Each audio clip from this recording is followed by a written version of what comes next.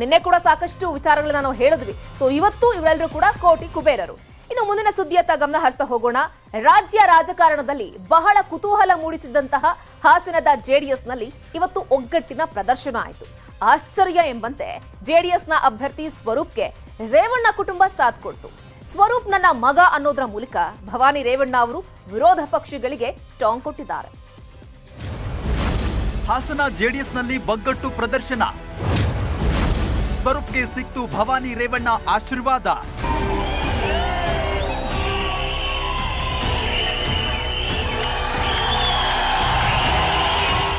ಹಾಸನ ಕ್ಷೇತ್ರದ ಜೆಡಿಎಸ್ನಲ್ಲಿ ಎದ್ದಿದ್ದ ಬಂಡಾಯ ಕಡೆಗೂ ಶಮನವಾಗಿದೆ.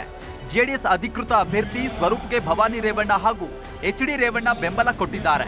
ಇಂದಿನಿಂದ ಜೆಡಿಎಸ್ ಹಾಸನದಲ್ಲಿ ಚುನಾವಣಾ ಪ್ರಚಾರ ಕೈಗೊಂಡಿದ್ದು ದಳಪತಿಗಳು ಒಗ್ಗಟ್ಟು ಪ್ರದರ್ಶಿಸಿದ್ದಾರೆ.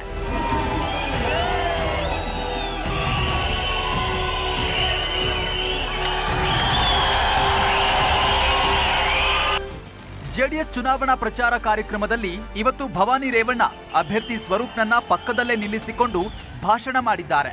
ಸ್ವರೂಪ್ ಬೇರೆ ಅಲ್ಲ, ನನ್ನ ಮಕ್ಕಳು ಬೇರೆ ಅಲ್ಲ ಅಂತ ಭವಾನಿ ಉಚ್ಚರಿಸಿದ್ರು. ಅಲ್ಲದೆ ಹಿಂದೆ ಇದ್ದ ಎಲ್ಲ ವಿಚಾರಗಳನ್ನ ಮರೆಯಬೇಕು, ಈ ಕ್ಷೇತ್ರದಲ್ಲಿ ಬಿಜೆಪಿಯನ್ನ ಸೋಲಿಸಬೇಕು ಅಂತ ಹೇಳಿದ್ರು.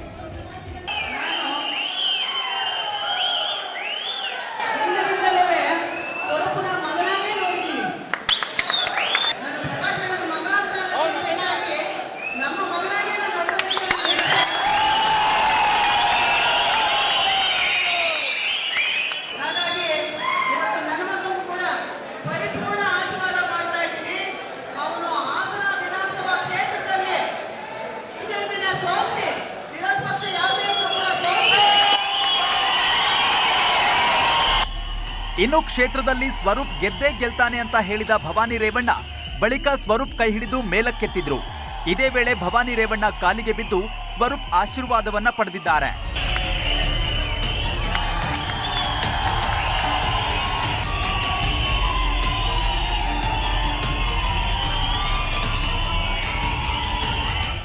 ಇನ್ನು ಇದೇ ವೇಳೆ ಮಾತನಾಡಿದ ಎಚ್ಡಿ ರೇವಣ್ಣ ಭವಾನಿಯವರೇ ಕುಮಾರಸ್ವಾಮಿಯವರಿಗೆ ಕಾಲ್ ಮಾಡಿ ಸ್ವರೂಪ್ಗೆ ಟಿಕೆಟ್ ನೀಡುವಂತೆ ಹೇಳಿದ್ರು. ಈಗ ಚುನಾವಣೆಯಲ್ಲಿ ನಮ್ಮ ಅಭ್ಯರ್ಥಿಯನ್ನ ಗೆಲ್ಲಿಸಬೇಕು ಅಂತ ಹೇಳಿದ್ರು.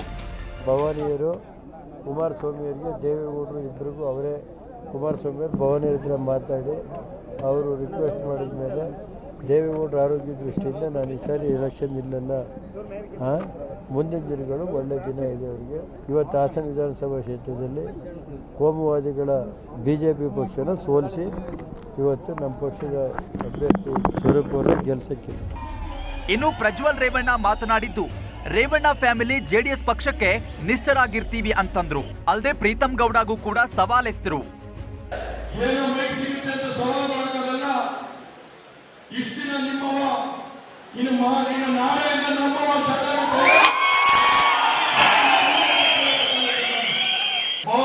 ಕಾರ್ಯಕರ್ತರಿಗೂ ಹೇಳ್ತೀನಿ, ಸ್ವರೂಪ ಕಾರ್ಯಕರ್ತರಿಗೂ ಹೇಳ್ತೀನಿ, ಎರಡರಲ್ಲೂ ಭಿನ್ನಾಭಿಪ್ರಾಯ ಬರಬಾರ್ದು. ನಾನು ಮೇಲೂ ಅವ್ರ ಕೆಳಗೆ ಇವ್ರ ಕೆಳಗಡೆ ಅವ್ರ ಮೇಲೆ ಅಂತ ಬಂದ್ರೆ ನಮ್ಮಲ್ಲಿ ಒಳಗೆ ಆಗುತ್ತೆ. ಅದನ್ನ ದಯವಿಟ್ಟು ಅವಕಾಶ ಕೊಡುವಂತ ಕೆಲಸ ಮಾಡಬೇಡಿ. ಮಂಡ್ಯದಲ್ಲಿ ಬೇರೆಯವರ ಪಾಲಾಯ್ತು ಟಿಕೆಟ್.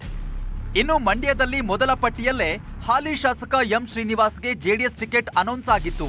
ಆದ್ರೆ ಕಡೆ ಕ್ಷಣದಲ್ಲಿ ಮನ್ಮೂಲ್ ಅಧ್ಯಕ್ಷ ಬಿಆರ್ ರಾಮಚಂದ್ರುಗೆ ಬಿ ಫಾರಂ ನೀಡಲಾಗಿದೆ. ಪುಟ್ಟರಾಜು ಪರಮಾಪ್ತರಾಗಿರೋ ಬಿಆರ್ ರಾಮಚಂದ್ರಗೆ ಇವತ್ತು ದೇವೇಗೌಡರು ಬಿ ಫಾರ್ಮ್ ಅನ್ನ ಕೊಟ್ಟಿದ್ದಾರೆ. ಇನ್ನೊಂದು ಕಡೆ ಮಂಡ್ಯದಲ್ಲಿ ಎಚ್ಡಿ ಕುಮಾರಸ್ವಾಮಿ ಕಣಕ್ಕಿಳಿಯೋ ಬಗ್ಗೆ ಇನ್ನೂ ನಿರ್ಧಾರವಾಗಿಲ್ಲ. ನಾಳೆ ನಾಮಪತ್ರ ಸಲ್ಲಿಕೆಗೆ ಕಡೆ ದಿನವಾಗಿದ್ದು ಎಚ್ಡಿಕೆ ಸ್ಪರ್ಧಿಸ್ತಾರಾ ಅನ್ನೋ ಕುತೂಹಲವಿದೆ. ಒಂದು ವೇಳೆ ಎಚ್ಡಿಕೆ ಸ್ಪರ್ಧಿಸಿದ್ದೇ ಆದ್ರೆ ಬಿಜೆಪಿಯಿಂದ ಕಣಕ್ಕಿಳಿಯಲು ಸುಮಲತಾ ಅಂಬರೀಶ್ ಕೂಡ ಸಜ್ಜಾಗಿದ್ದಾರೆ. ಇನ್ನು ಸುಮಲತಾ ಅಂಬರೀಶ್ ಸವಾಲಿಗೆ ಎಚ್ಡಿಕೆ ಗರಂ ಆಗಿದ್ದಾರೆ. 2018ರ ಚುನಾವಣೆ ಗುಂಗಿನ ದುರಹಂಕಾರ ಇನ್ನೂ ಕಡಿಮೆ ಆಗಿಲ್ಲ. ಜನ ಒಂದು ದಿನ ಇಳಿಸ್ತಾರೆ ಅಂತ ಕಿಡಿಕಾರಿದ್ರು.